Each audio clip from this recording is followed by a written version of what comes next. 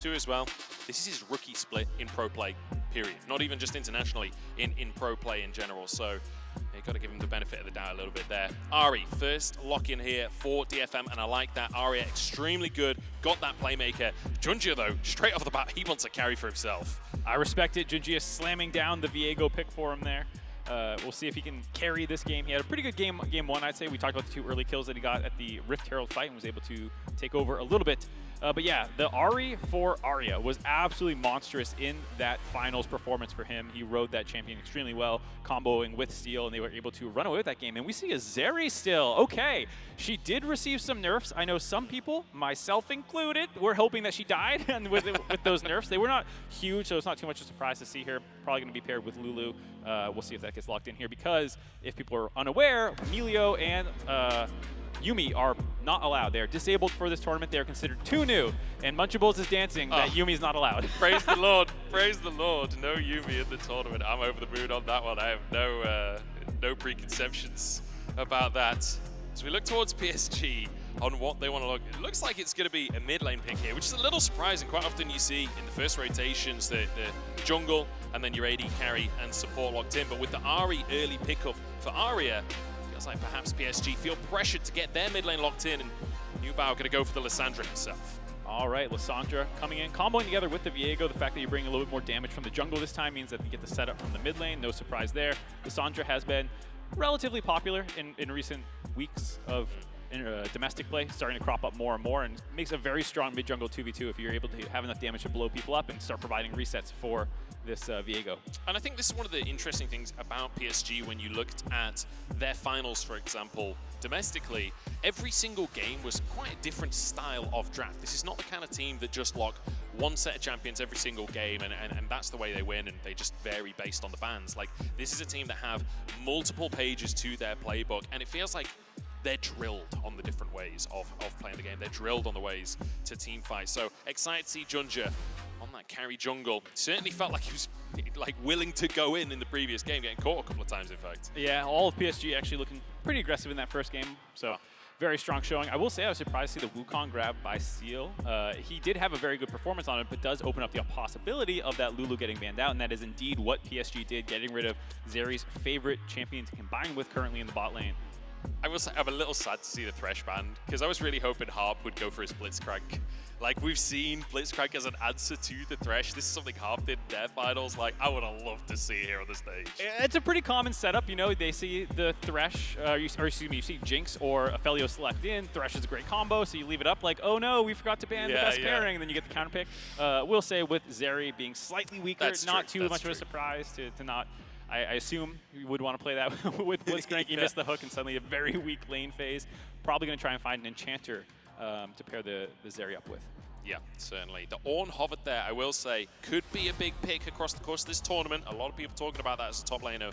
But the Gragas, more standard, something we've been seeing across the course of this year, likely to go up towards Azhi in that top lane with our jungle and mid already locked in. But now for DFM, they're going to round this competition out.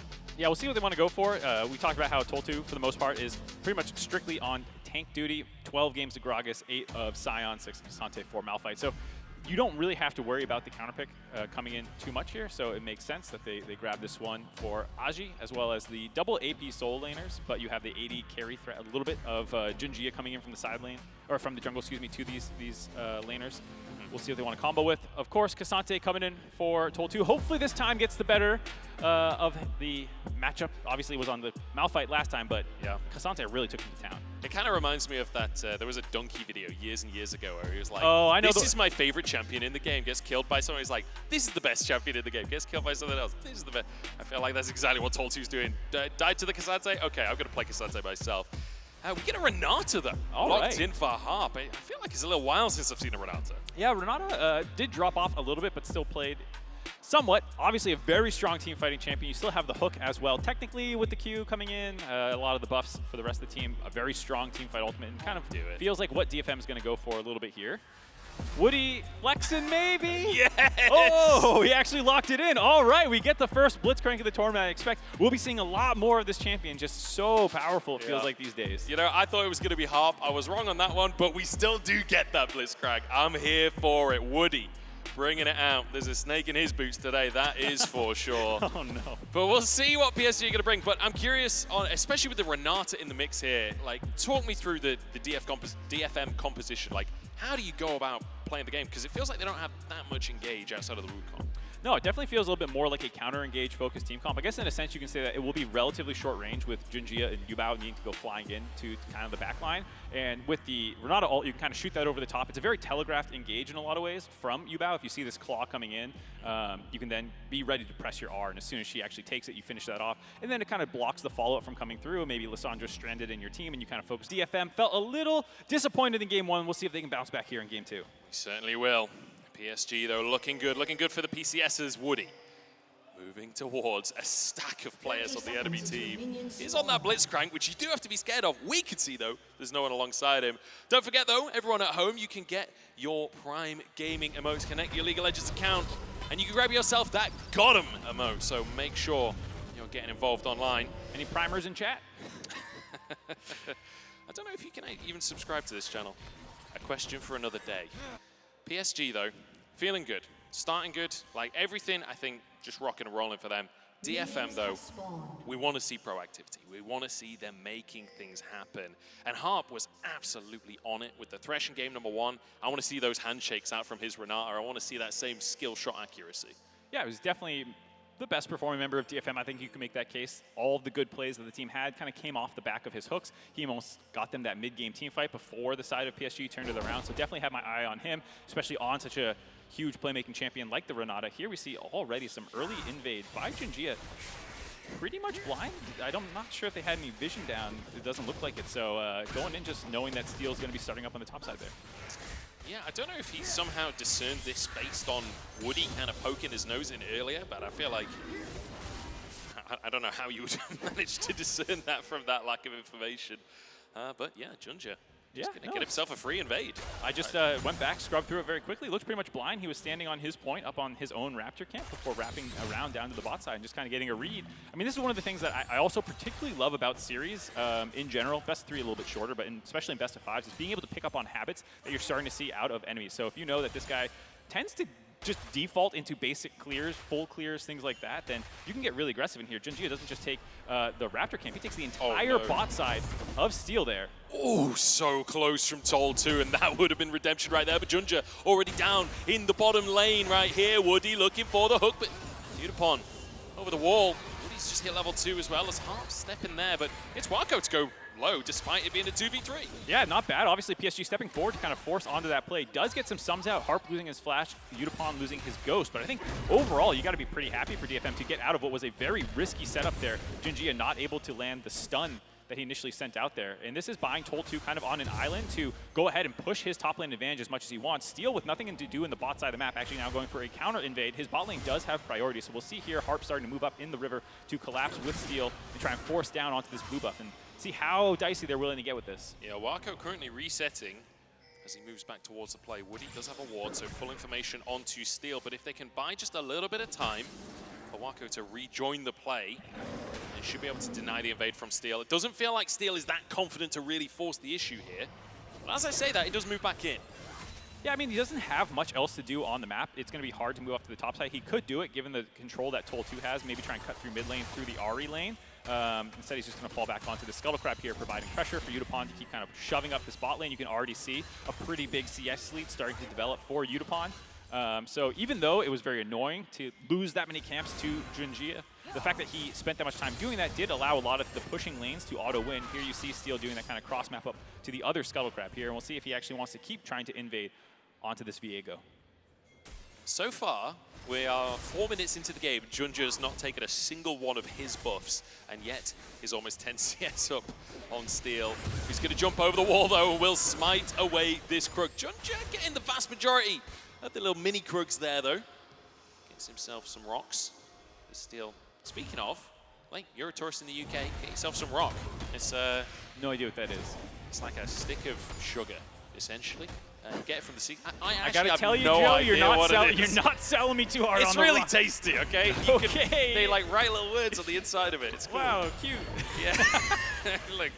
look, I don't work for TripAdvisor. This is not my forte. Yeah. You have been my tour guide kind of since I've arrived here. You've taken me out to dinner quite a few times. But all right, DFM taking a PSG a little bit on here. I'm very happy to see Tol having a slightly better performance here, getting some good trades up in the top side. Yutapon as well, up in lane phase. The fact that gold lead is even after that initial invade means that they've done a very good job in their lanes, staying even with PSG this time around. Moving towards this mid lane here. Aria rooted up. This could be huge. It's Nice a great stun. charm, and it's enough to get Aria out. No summoners available. Ubao still has that flash, so it could be an opportunity later. Yutapon goes aggressive, but Woody disengaging that one. Nice little hook on the Yutapon there, but Renata, pretty strong laner at the end of the day with the range harass, the handshakes, the shields, all that stuff. So able to stay up in lane, and there you see the fact that Aria lost his flash is going to be pretty big. Does enable more opportunities. Obviously still a very mobile champion at 6, but maybe there's enough burst damage to finish her off through a full combo between JunJia and ubao now. Yep, and JunJia starting the Drake off, and this is, you know, in the previous game we were at 12 minutes and we saw the first Drake. This is more what we expected from PSG. They love a Drake. I assume that's the entirety of their analysis of game 1, is their coach was just like, you should have got Drake Dragon earlier! faster.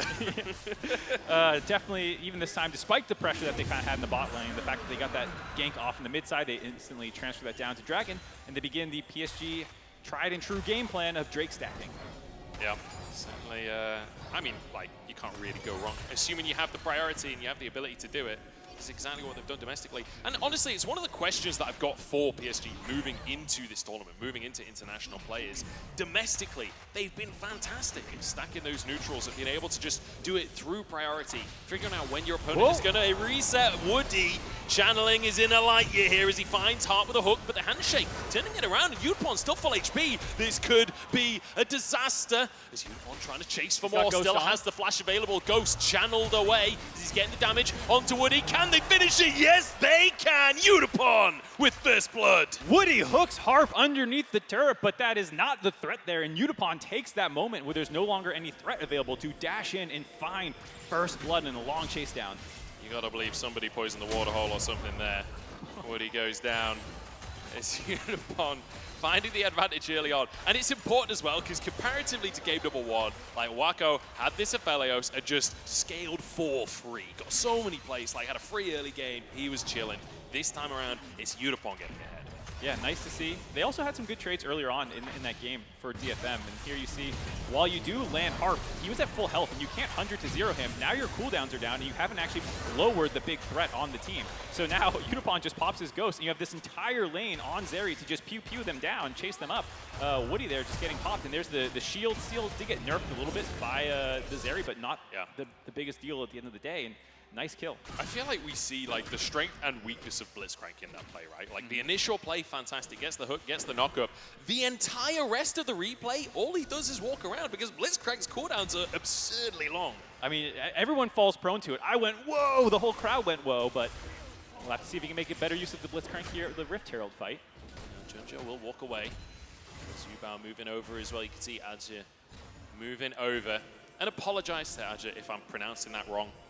I believe it is pronounced Azhi, but, you know, my weak English tongue cannot maintain it. Woody knocked up here. He's going to be caught out, and with no flash available, you got to believe it's another pick for DFM. This is what we wanted to see. This is the pace we wanted. Yeah, DFM being much more aggressive this time around, finding angles. We'll see if Tol is in trouble here, though he should be able to just hop over the wall to steal, maybe, if he's got it up. Good look for a fight, honestly. Steel's just over the wall. The all-out comes out from Tol2. JunJia not quite on the right side of the wall, forced to ult himself as Harp has moved on over as well. The knockback onto Azhi.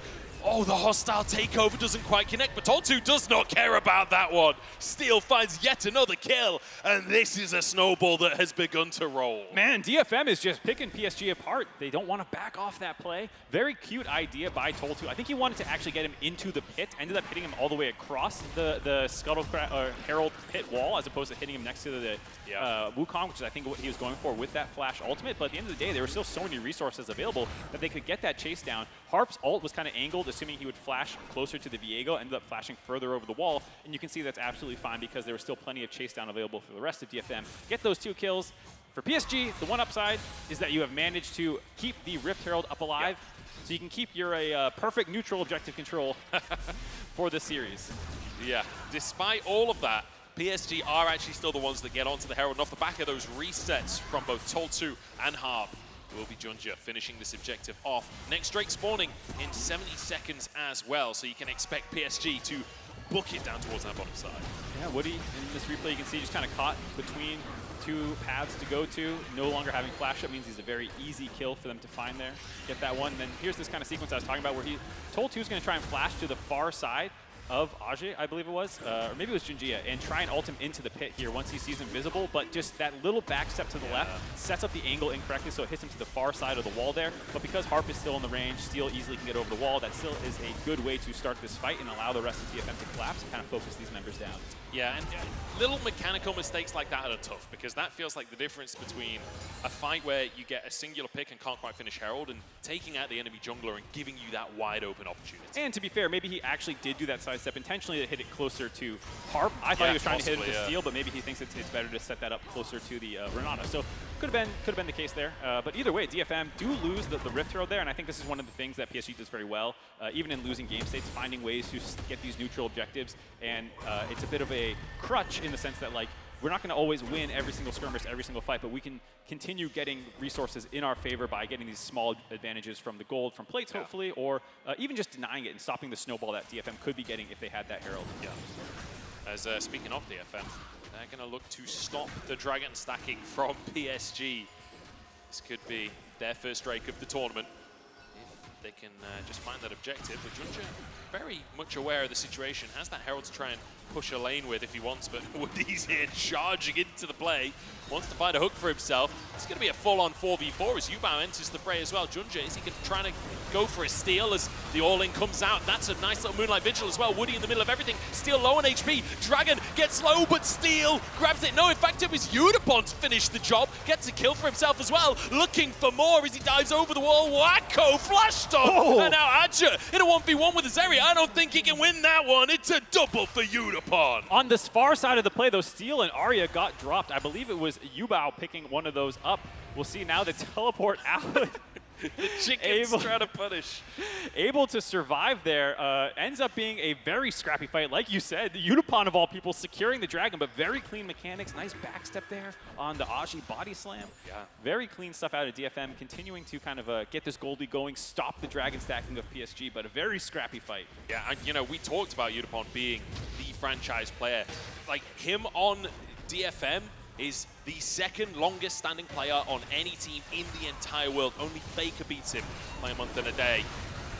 Take another look. Yeah, here's this split fight. You saw a lot of resources used onto Aria early on, force him out to the left side of the fight. Steel as well, able to basically try and get out here, tries to get healed, no way, has to run through ubao. Ends up going down, then ubao finds Aria yet again, actually flashes forward to finish him off while Yutapon was making that play on the right side of the map, able to kind of make it an even fight overall, I believe it was. But this TP here, very cheeky, very, very sneaky to be able to get out of there. Manages to escape, but now PSG answer by trying to make a play on the bottom side for plates. One plate taken already by Wako just then. The Herald handshook away. Can they actually deny this one? Steel's moving over, has the smite available. They've got to hit the eye with an auto. It's not going to happen. So the plates will go across to PSG, but it's only 2. Definitely not the same level of snowballing that Wako was able to receive last game around, but still very nice for them to be able to try and keep pace with this Zeri. Yes, he does have his Mythic completed first, but Zeri obviously with the 3 kills, up a little bit of gold, about 500 currently in her back pocket. So there you see Mythic completed just now back in base. And DFM feeling a lot better this game. I think in terms of scaling, in terms of team fighting, both times, the drafts have been very similar. We didn't touch on it too much in the previous game, but a lot of the ways that these teams are going to team fight is very similar, where you have these kind of weak side, more tank-oriented top laners, scrappy junglers, scrappy mid laners, a very hard scaling AD carry in both games, and then this time around, playmaking supports. So it's going to come a lot down to execution, vision control, setup, these kinds of things, and that is something that PSG has done extremely well in both domestically and in game 1 here, which does enable Woody to hopefully start landing some more impactful hooks. And that's the big thing, right? When you play through vision control and you've got a Blitzcrank, That's so hard to face check into, man. Like, hey, Tol2 basically the only one. I guess Steel as well can use his clone to try and block some of those hooks, but it's scary to try and fight for vision against some of those. Yeah, if you see it coming, it's not too hard to clone backwards and make that thing eat the skill shot. But if you're doing it blind, that's a much harder reaction test right there. Unfortunately for Woody not having the best game, how many Toy Story puns do you have prepared if Woody keeps dying? Do you have any good ones? Like, it seems like you spent a lot of research on the Toy Story puns. I'm going to be honest, they weren't actually necessarily prepped. It's just Toy Story puns come naturally. The mind of Munchables. It's incredible. It's an incredible thing watching Toy Story. I did it a lot as a kid. I was one of those kids that, like, puts on a movie and then just puts it on again and then just puts it on again. You're the Toy Story was on that list for me. Watcher. Yeah, absolutely. Disgusting. Oh, right, should always be watching new things. I wasn't that fussed about optimization as a kid, but there you have it. You know, different strokes for different folks.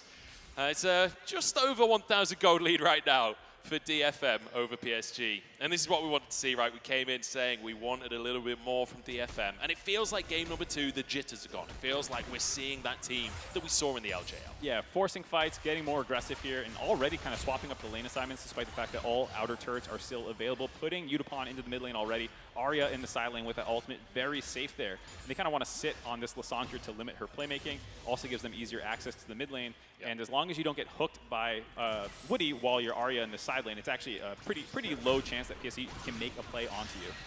Woody could, oh no, the Cyclone doesn't actually land, and JunJia throws his stun out to try and buy space. The Blast Cone! It's a Mega Cone as well. And Woody gets out with his life. That could have been so unlucky. Off of the Scryer's Bloom happening to be procced as he was in the Dragon's Pit. Oh boy, that's actually kind of painful there. They are able to force them back, and we'll get pressure around this and maybe drop this turret, but Dragon is spawning in 20 seconds. It's a very long cooldown by Harp. People were noting there are a couple little UI issues that we're getting sorted out, so it's about a quarter of the way off cooldown, so quite a while. We'll not have that for Dragon if PSG are able to get enough tempo to kind of force that one down. You saw the idea there, combo it with the Wukong ult. That's kind of what we were talking about in the draft, but just a little too slow on the trigger finger there, and the Blast Cone saving their lives. And this is what I was talking about. PSG, knowing that those 2 critical teamfight ultimates are down, are probably going to be able to grab this one uncontested by DFM. Yeah, not the most impactful Soul. Obviously, there's been a lot of conversation about that across the course of this year, the Chemtech Soul being one of the least favorites of them, but can still be very, very valuable, especially when you're later on in those team fights, especially when you're running with a tank Gragas up in the top side. Yeah, definitely the case. I was a big Zombie Soul fan. No, I was not. Surely not. Absolutely not. But I will say for PSG, it does feel really good to, like we said, find these kind of footholds in a game where you are losing. The fact that DFM blew all those resources. While it didn't work out, I do like the aggressiveness. I wouldn't want DFM's takeaway from that play to be like, oh, we should have held those cooldowns for the neutral objective fight. It's like, no, you should have just executed slightly better, find that kill, because I do want them to keep that level of aggression up. Yep. Instead, they just flip up to the top side and grab that Rift Herald for free after PSG grabbed the Dragon. And talking about the differences between game 1 and 2 so far, I want to give a quick shout out to Tol2, because it's night and day, game number 1 versus game number 2 here. It felt like he was very nervous in game number 1. Remember, this is his rookie split in professional play at the top level, certainly at least. And so making it to MSI is already a big achievement. Now showing up with a CS lead in game number 2, 2 assists. Is Ksante looking pretty good? I'm feeling good for him. Yeah, absolutely. And I could be mistaken, but I'm pretty sure when I was watching the LGL finals, they were done remotely, actually, if I'm not mistaken. So playing in front of a big crowd like this on this crazy-ass Mortal Kombat stage, or whatever this is, like, I can see this getting to, like you said, a rookie player and having a rough game 1 and bouncing back in game 2. Really glad to see him with that 30 CS lead. He was getting torn apart, I will say, in some of the online comments I saw. Had a pretty unimpactful Malphite game, but looking much better this time around. That's what happens when you lock in the Shamrock Malphite skin. It's out of his hands, what can I say?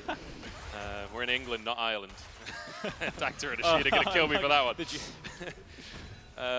Yeah, it's been a pretty nice game, though, from DFM. I will say, fairly slow pace still, and not necessarily like leveraging their advantage, but then again, when your advantage is on a Zeri, yes, you got the 2 items, but still a while away from being that like terrifying late game Zeri that we all dread. Yeah, I mean, Zeri is a champion where you don't need to keep brute forcing these plays. The fact, like we said, that the scaling is relatively even for DFM, you can kind of using this pressure to try and find those level of pickoffs. If you get them, great. If not, you can just go into these neutral objective standoffs pretty much even footing in terms of a comp perspective, and they are definitely ahead with where the gold is located. Yes, it's a 2,000 gold lead overall, but it does feel very good for Yutapon in particular to be up 1,000 gold and further along. Azhi trying to get cheeky with it here. This is something he's kind of known for domestically, having great flanks for the team fights. TP being channeled as Herald is dropped in the mid lane. Oh boy. Feels like we're posturing for a fight here, Mark. Yes, sir. You can see Azhi coming in the backside, wants to get an ult and knock people into the turret. This could be massive if he can find Yutapon. Steal flashes away. Yutapon knocked up, knocked back. The rest of the team can't follow up though, because Tol2 making him pay the toll on the backside of the play. Woody next to go down as Aria gets the reset, and suddenly PSG are torn asunder. PSG tried to make that play happen. We all saw it coming, but they did not coordinate it quite well enough, and DFM were able to absorb that pressure, turn that fight around, find 3 kills, mid lane turret with the Rift Herald down, and at perfect timing, the Baron spawns at the very end of that fight. DFM are going to try and force this one down. We'll see if PSG can stop it. They don't want to let it go for free. Azhi in the area. Ubao moving towards the bottom side, actually. I don't think there's a contest here at all. This is Baron, taken by DFM, showing up in Game 2. DFM already showing the benefits of the new format for MSI, having a rough Game 1. Maybe it was jitters, maybe it was just the level of play that they had, but this time in Game 2, answering back strong. Ubao going in a little bit ahead of the play. Azhi is not quite there in time to land the ultimate. You want that root at the same time that Azhi would be knocking everyone into the team. He does knock Yutapon in, but at this point, they've already blown too many other of the resources down. You already can see that Wako was just blown up by Tol2 diving into the backside of that fight, and they just get torn apart. The coordination not quite there for PSG. Yeah, Woody goes down right at the end there. Where's Buzz when you need him, eh? Oh my God. And you can see happy faces across the staff for DFM, and rightly so, as they begin their Red Bull power play. And we'll see what they can get done with this Baron, because PSG in game number 1, they basically took the entire map apart with that Baron buff. We've got to see if DFM can have a similar showing, but they've got the gold lead to work with, right? What, 5,000 up currently in their favor. See if they can keep on snowballing that. 5,000 gold lead in their favor. Not great wave clear on the side of PSG. You do have basically the Gragas barrels and Lissandra Q, but it is kind of hard to actually stop a push here coming in. So they're going to melt this first turret down here. Already moving over to the mid lane. DFM has pretty good vision control set up for this map movement over to the side. Azhi, though, is waiting on the top side of the map. Woody could look for a hook here. And, you know, I feel like Banshees on Ahri has had a lot of flame over the year. There's been a lot of conversation about Ahri builds. The no damage builds. Yeah, when you're against Blitzcrank, I like the Banshees here. It means you can be just that little bit more aggressive. And not a ton of tools on the side of PSG to poke that one off. I feel like that's where sometimes people tunnel on what it can prevent without realizing what's up. Cyclone comes in, Aria over the wall as well. Azhi just caught in the middle of everyone. Tries to escape and almost does, but taken down in the end. And DFM continue to push forwards. Baron in pocket, 5 members strong in the mid lane. It's Tol2, might have gone too deep for this one. They've run out of minions as well. He's knocked up, he's under the tower, but the all out pulls him out to safety and flips the play on its head. DFM are looking good. Hell of a game 2 by Tol2 here, already 2-0-4. Nice CS lead for himself, baiting the rest of PSG in, finding that kill, not able to grab the inhibitor turret on the tail end of it, but falling back to Dragon, grabbing their second of the game, and a much larger gold lead, up to 8,000, a nice 3,500 gold Baron buff power play. And again, like you say, denying soul point. Another Drake for DFM, another neutral denied from PSG. And it feels like we have to go, we'll do the replay and then I'll go into that one. All right, well here you see it's just easy as the turret's beginning to drop. You can go in and finish off the turret for Yutapon and make that dive happen. Azhi just no flash, no way out of that situation, was still on cooldown from the previous fight, able to finish him off. And then here you can see how tanky Tol2 is, just the fact that there's so many ultimates being dropped on top of him, and he uses the Ksante ultimate as an escape to get out from underneath the turret while also delivering a target for DFM to focus down there. Yeah, I feel like Woody maybe needed to acknowledge the fact that all out's available. Like, you can't stand behind that guy right there, Tol2. Get it out with his life. And like we said before, fantastic game number 2 from Tol2. And we have to go back to a conversation that we brought up earlier on in game number 1, right at the very start. We said PSG, they come in with a clear-cut plan, but everyone's got a plan until they get punched in the mouth. And I feel like DFM, they're finally throwing that punch. Yeah, you can see DFM having a much better game too. And for PSG, I kind of referenced it a little bit earlier, but like the North American fan in me, having watched TSMs and Team Liquids of old, where there's this very heavy focus on scaling and control, and because you're the best team in your region, you kind of default win your lanes, and people don't play you quite normally, and you're able to kind of scale. And DFM, I think, respected PSG a little bit too much in game 1, and in game 2, forcing a lot more often. TV coming out from DFM here as they want to try and find the fight, and they might have just found it as well. Wako taken down by Aria, who finds the backline and finds those charms, finds the resets, finds everything for DFM. DFM punish and collapse so quickly. This is one of the things that they are incredible at, is the angles of playmaking. They can come from all over the map. The teleport coming in there from Aria, finding Wako on the backside of that fight, able to finish him off, does give them the path to grab this mid lane inhibitor turret. We'll see how far they want to go here. Oh, a knockback as well. This could be the snowball. A pick onto ubao as the tower is taken down. ubao with the double Zhonya's keeps himself alive for a little bit longer. Not long enough as he's taken down. It won't be the end of the game, but it will be a mid lane inhib. Mid lane inhib taken for free, basically a minute before Baron is back alive, so all the summoners and spells, or excuse me, ultimates and spells used there will be back available for DFM when the neutral objective respawns. Just such a nice pick off there, punishing PSG, stepping forward for that vision control. Yutapon feeling fantastic in these fights as well. When everything is set up on your terms, you can see he just free fires away during all of this chaos. Yeah, I thought for sure that this was not going to develop into a fight, but the overchase here by JunJia, wanting to get on top of Steel, not knowing that Harp was sitting on the backside of that brush, and then the teleport in from Aria was instantaneous, ready to immediately follow up on that team and find all those extra kills. Just the coordination by DFM there, and the creativity. It doesn't always come from draft, as we see our first pause of the tournament, baby. Let's go. I mean, it's day number 1 of MSI. Without a pause, it would something would be amiss, right? I feel like this is almost it's tradition at this point. Of course it is. You know how people do those 90, 50, 10 predictions? Yeah. I was trolling Reddit earlier, and I saw that one of the 90% predictions was a pause. Whoever that is, congratulations, you hit your 90. Yeah, bold prediction, to say the very least.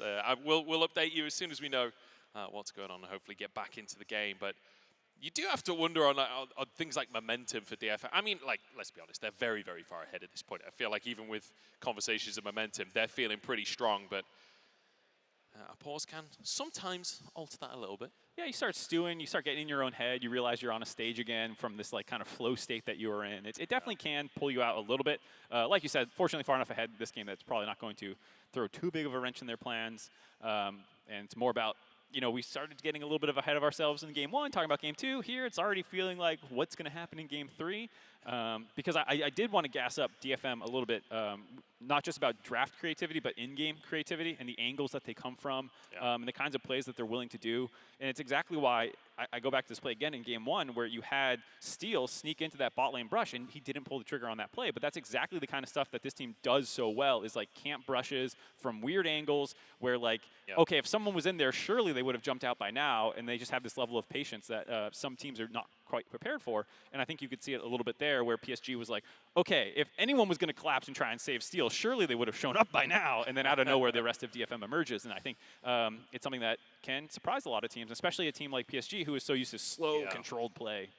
It's almost like guerrilla warfare style of League of Legends, you know, where you can never quite know where they're going to come from. You can never quite know what's going to happen. DFM, they bring that element of chaos into the game. And we'll see if they can continue to bring that to the stage here today. Game faces on. I see some people clicking away. I think we might be ready to jump back in shortly. Yeah, we'll have to see if we can get back into the game in a second here. But yeah, I think for DFM, looking very good, showing a lot more of their personality in Game 2. And it's, like we said, a big benefit to the new MSI format, the ability to kind of weather that Game 1 storm, any potential problems you might be seeing, and then immediately bounce back in Game 2. More centered, more focused, and for some teams, especially some of these teams that don't get to play on huge stages, huge finals, and these kinds of things, you know, it might be the first time you're in a venue like this where the pressure can kind of get to you. Yeah, and they will get, whichever team loses today, they will get at least 1 second opportunity. I do actually want to take this moment to mention a little storyline that could show up a little bit later in the tournament, and that's that at 2022 Worlds, DFM played against Loud in their first ever international best of 5.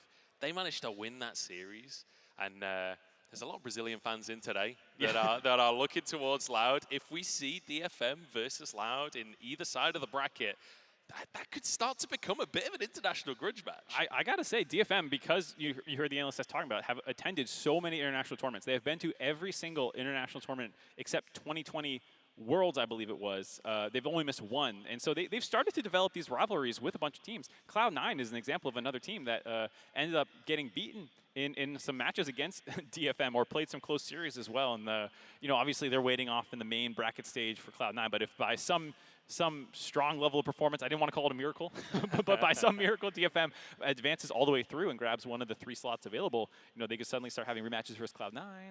It could get real juicy. It could get real exciting. Apparently, there is an issue with the in-game camera locking for PSG's Woody, so hopefully we can get that resolved and get ourselves back into the game and get things rolling. I think all of us, I can't speak for everyone, but at least I have experienced that problem where your camera just locks and then you click the button, it doesn't unlock. And you're like mashing Y and all you're doing is just spamming your chat. You're like, wait a second. We are back into the game though. As soon as we say the reason for the pause, apparently it magically fixed itself.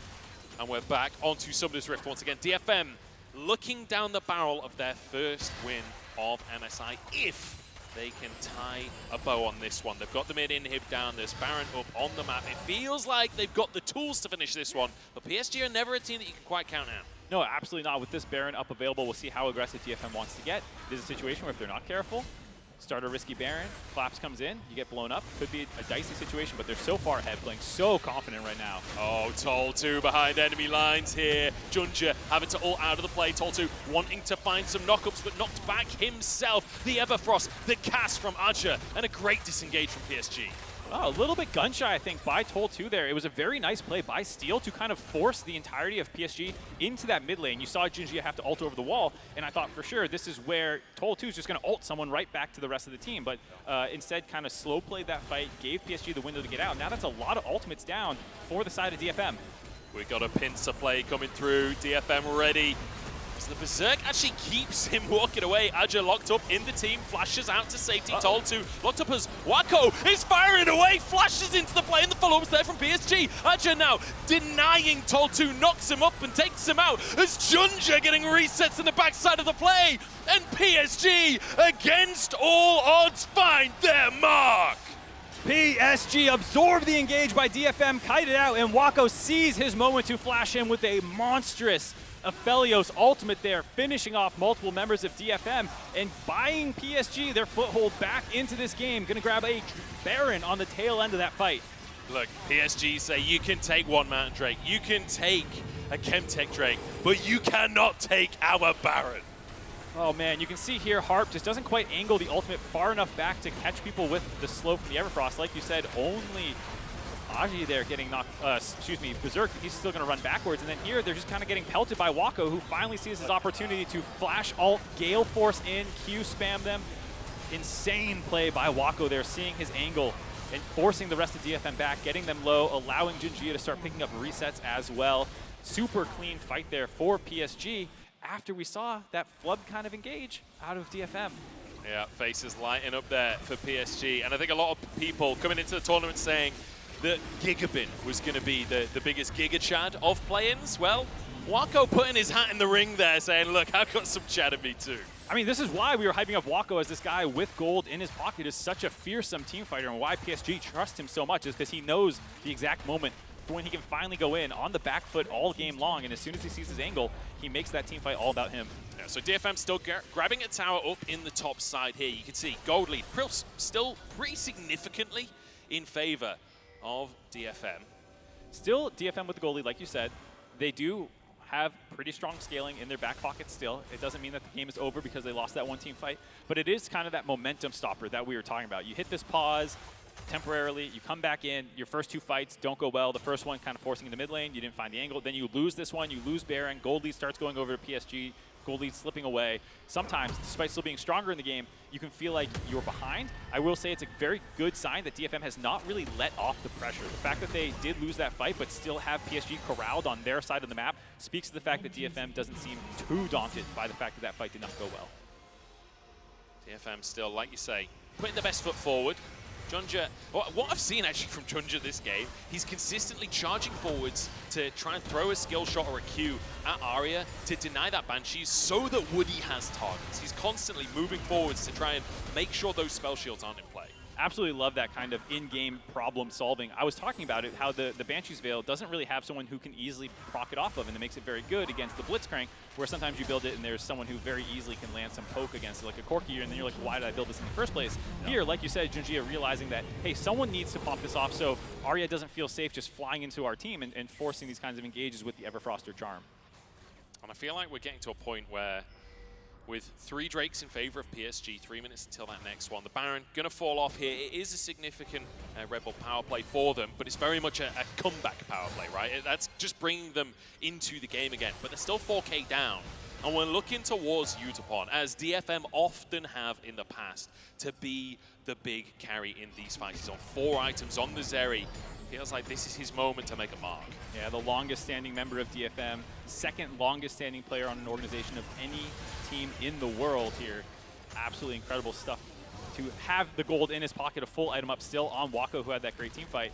But I gotta say, if you watched PSG's postseason run, you saw a lot of games kind of look like this, where they're a little bit behind. There's late game dragon stacking going on. There's some kind of burger flip of a dragon. Suddenly they have Dragon Soul and they're cleaning up a team fight. I've watched so many of these that, like, if I'm DFM, I know that, like, we are not out of the woods yet after that initial Baron loss went through. I mean, we talked about this team as almost being like the diet version of EDG 2021, right? With JunJia from that squad, with the coach Corki from that squad. And you know that that was a team that loved a team fight. That was a team that no matter what the game state, they could still make the magic happen. So, like you say, not out of the woods just yet. But, you know, DFM feeling like they've got Robin Hood on their side in the form of Yutapon. So maybe the woods is exactly where they want to be. It doesn't make any sense. I was about to say, like, nice. the thing is, like, I'm an uncultured American. So, like, when you say something like that, I'm like, is there a reference I'm missing? Like, did Out of the Woods come from the Robin Hood story? He's from Sherwood Forest. He, like, lived in the woods. Well, yeah, so there you go. See, I am uncultured. The King of Thieves. Or Prince of Thieves, Tol2 could be in trouble here, but Woody just slightly wide on the hook, so won't find his mark. JunJia I love the way that JunJia is constantly, like, playing in that fog, trying to get as much information as possible. Yeah, realistically, you know, PSG is not going to brute force a fight here on DFM, but they want to be annoying. They want to make it so that DFM isn't just on autopilot as they shove these lanes over and over again. So JunJia working into the jungle, trying to find these angles, threatening people like Yutapon and Aria if they're not paying enough attention. They're like, hey, maybe you can find some way to get a pick off there. But for the most part, it does feel like, you know, DFM is very comfortable into the push lanes, get wards out, and then wait for the next big neutral objective team fight where PSG is going to have to walk into you. I will say, DFM, in terms of wards place, is one of the lowest wards placing teams in the tournament. Now, there is a bit of an interesting correlation in League of Legends where the more you win, actually, the less you need wards, because you can actually defend your wards more. Yeah. As we see Woody pop his ult there. Now going to have to dip over the wall. JunJia could be in trouble. Might have to use that ultimate himself, but the handshake doesn't quite connect. JunJia's okay. We're setting up for a fight once again. Everfrost comes on out, just fighting for those wards. And a single bit of Infernum hits Harp. It's a third of his health. Yeah, definitely have to be careful. Wako's starting to hurt. It's going to be Tol2 using the all-out, trying to pull JunJia into the play, but he gets back towards his team. Ult for ult. Yeah, but there's also the commitment of Steel's ultimate there as well. Now there's missing 2 big ultimates for DFM here, only costing JunJia, who, of course, if he can find a kill, can just grab that one right back up. Now, all out being on cooldown could be an issue as Tol2 keeps himself safe for the time being. Dragon started, and we might just have a 50-50 on our hands. Steel, yeah, we're gonna flip it. He's gonna need to live up to his name here. The Everfrosts come on through, but it's a fight instead as Tol2's on the backside. But Wako just shredding through his health bar instead. It's a good jump from Aria, but it's not good enough. So we do find the kill onto Tol2, and now we reset back onto the Drake once more. Steel in the pit here. JunJia turns golden. Steel has to try and make the magic happen, but the smite's there for JunJia. It's Soul as Wako charging into the backside. He's got a million shurikens and a dream of a victory as Aria falls. Looking for more onto Steel and Harp. They flee for their lives as another goes to Wako. And PSG, you can just never count them out. We said we saw it coming. PSG there find the monstrous Soul Point fight, able to absorb the initial engage by DFM there, and then Wako on the back end of that fight, just obliterating Tol2 and then charging into the front side of it with so many chakrams stacked up. And I feel like we've been talking about this slow, steady gameplay from PSG in general. I feel like that fight was a slow, steady fight. They read the situation, they understood what DFM needed to do, and they played around it. That is some serious, cognizant mind play? I don't even know the word. They're just so smart. Yeah, they made sure they had all their wards kind of flanked out. Aria was clearing a bunch. Yutapon kind of goes in the side, and Azhi's just doing zoning duty. While Yutapon's not outputting any DPS there because of that zoning, you had Tol2 in the middle of the enemy team getting shredded by Wako, who you can see has stacked up so many chakrams. And that's why JunJia, I think, is being so aggressive. He wants this fight to keep going before he loses these potential chakrams, baiting them in. Oh, man. And then the smite secure there, steal forced out. Yeah. Yutapon trapped in the pit. On the top side of that play, I didn't see it during the live play, but Woody actually finds a hook onto the invisible Steel to force his flash out. So Steel just has no way to get back in. And then, I mean, Wako just doing Wako things to finish the job off as well. Beautiful stuff. And you can see it is tense in the PSG camp, and rightly so, because it's game number 1, or series number 1 of the tournament, and they are somehow finding themselves in gold touching distance once more. Yeah, gold touching distance, but momentum completely in their favor. The fact that they are up now 2 Dragons with the Soul Point in their back pocket. Baron as well. Finally, for the first time in forever, it feels like, on DFM's side of the map, getting vision control down, finally hitting these turrets. There are 4 turrets that they are behind DFM, so once they start grabbing these, they will slingshot ahead in gold very quickly. You see the damage dealt by AWS there. Wako miles ahead of the competition. Yutapon, the only one even close to what he's bringing to the table. We're talking about the late game Zeri. You can never forget the late game of Aphelios either. But now using these Baroned up cannons to find damage onto the tower. They've still got a full minute of Baron to work with. Full minute of Baron. I think the game plan here for a team like PSG, break this bot lane inhibitor turret and the inhib if you can. Start getting the pressure down the bot side of the map. Have that one open for the entire rest of the game, because I don't think PSG is the type of team to want to win a team fight right here and instantly end the game. They're very happy with how the last 10 minutes of this game has gone. There's no need to start rushing it. You've won the last couple of team fights here. Get as much of a gold lead in your favor as you can. You have the Soul. You can get ready for Elder as well as you just keep taking down these inner turrets. And we've been talking about how this is a rebuilt version of PSG, and that's true comparatively to last year. But I want to take a moment to talk about ubao, because he's actually having a really good game for himself on this Lissandra. He's been solid throughout this entire series so far, and he's actually been to Worlds with PSG before, back when he was called Uniboy. He then had a year in the LPL. This guy is plenty experienced when it comes to international play, not just on the actual international stage, but also going to other regions.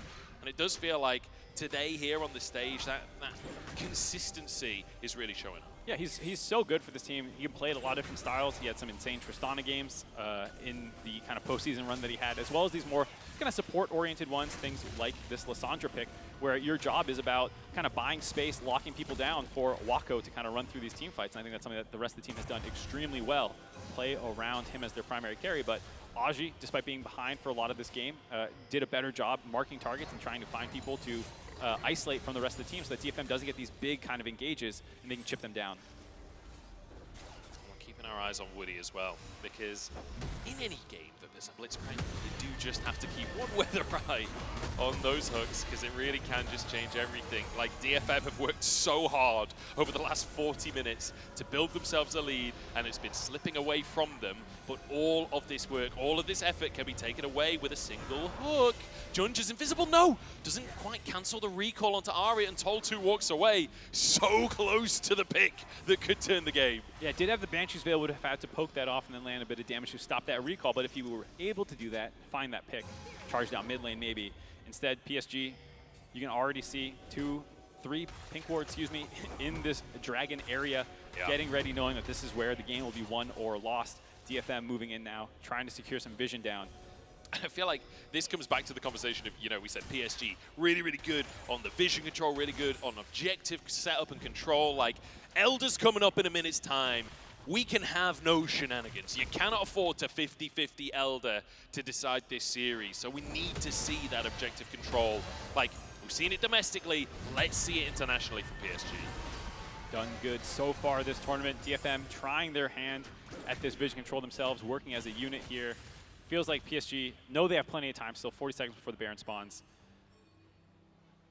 also multiple ways that they can work in there. With Wako down the bot side, maybe they're going to cede mid lane control and try and work in through the bot lane river. They do have the minion wave relatively far pushed up here, so you can maybe see them work in through this side if they want to. Instead, they're going to go through the jungle, get into the river. And once they're in the river, I think they feel a lot better and not needing to worry about exactly all the angles that DFM keeps on flying over the walls from.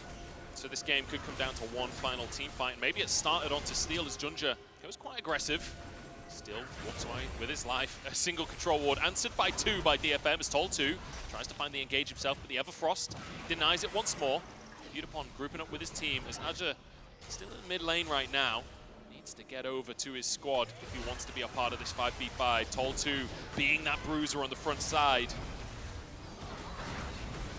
Tol2 goes in, looks for the fight actually here as he goes for the all-out onto JunJia. It's not really worked out for them, but ubao uses his own ultimate to deny that engage, so kind of a trade of ultimates here. ubao threatening the all-in, but doesn't commit. JunJia as well, consistently poking. This feels tense, Mark. Yeah, very tense. Tol2's ultimate being down means he has to go back to base. Will have the ultimate, or excuse me, the teleport to rejoin once he tops his health back up, but that means another team fight in a row where he has not been able to find a critical member of the team. Fortunately, the rest of the ultimate's still available for the side of DFM.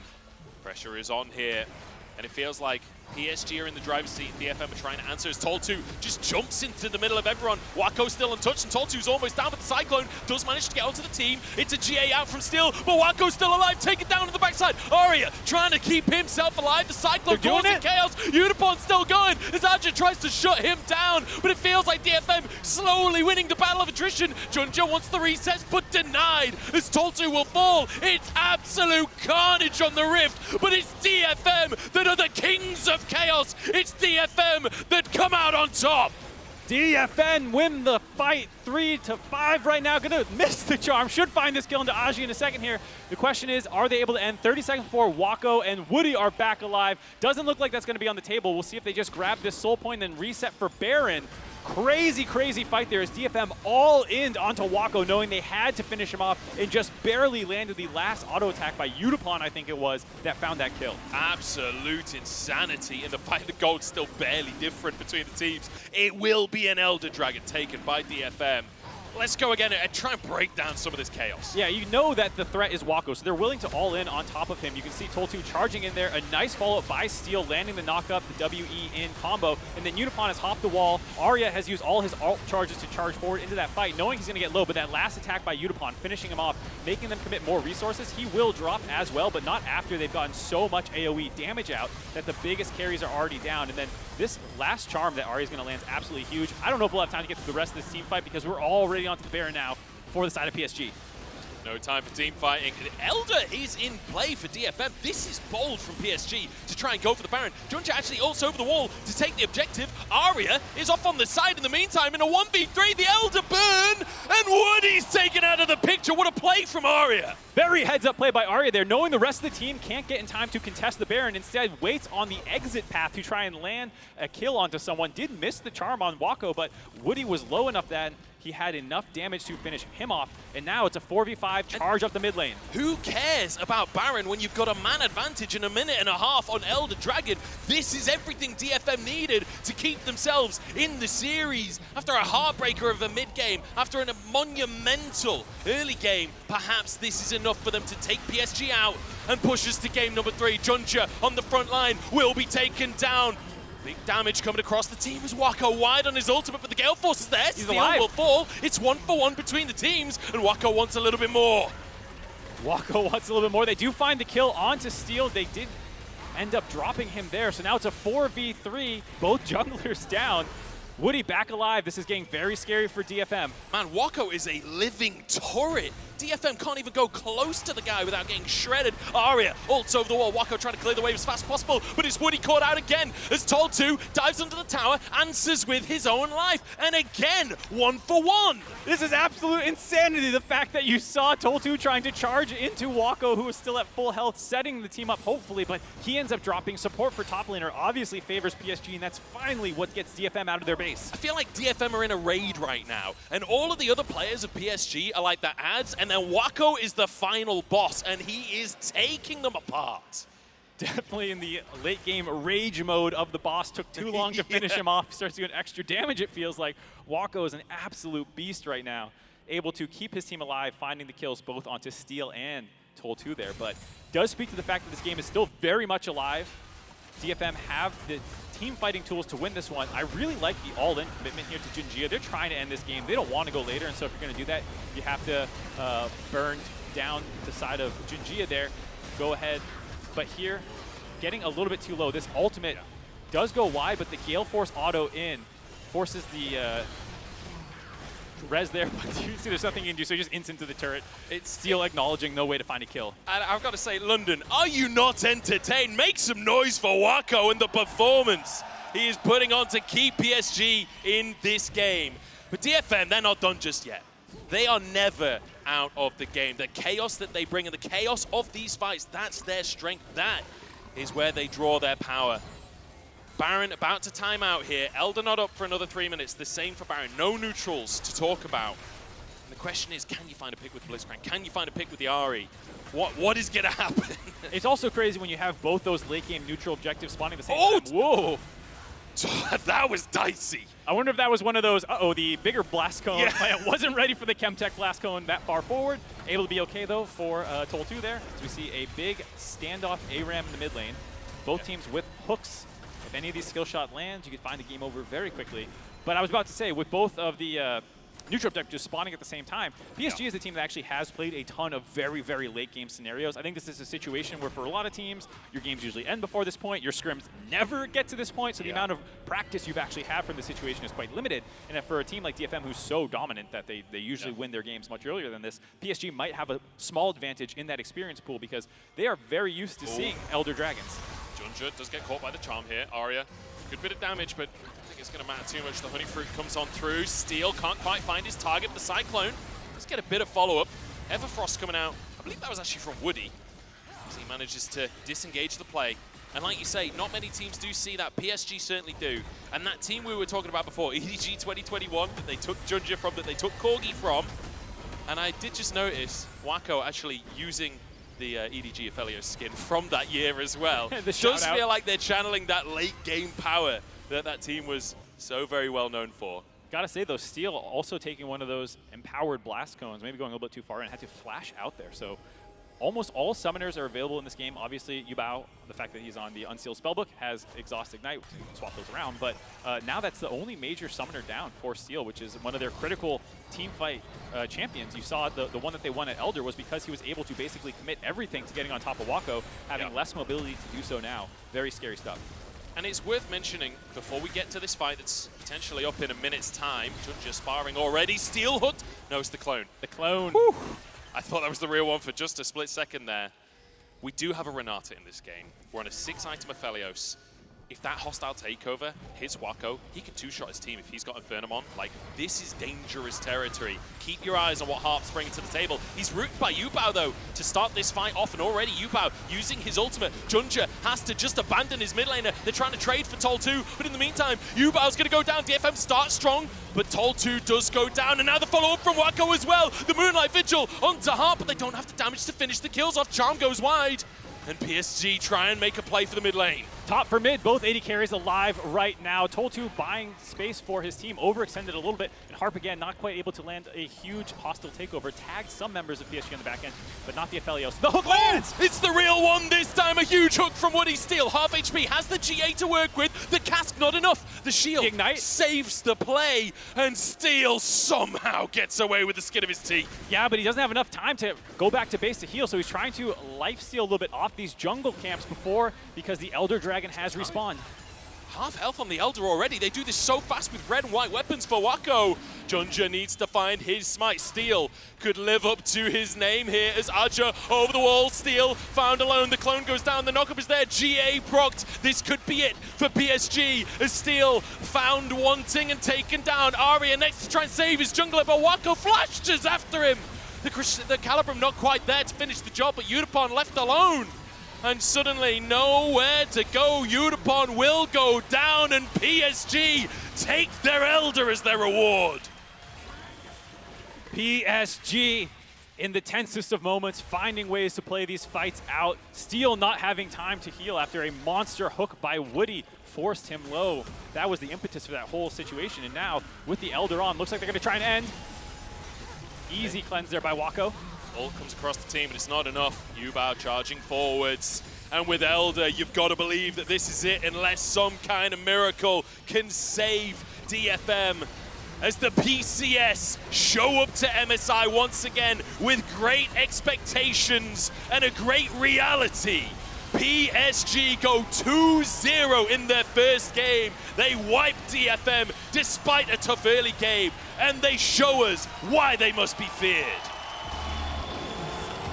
PSG in the opening match of MSI 2023 find a 2-0 victory over DFM, doing it both ways. Game 1, absolute dominance the entire way through. Game 2, falling massively behind, losing a Baron buff, losing an inhibitor, but finding ways to claw back in the game, showing why they're such a feared team for many of the analysts in this tournament, a dark horse to get out of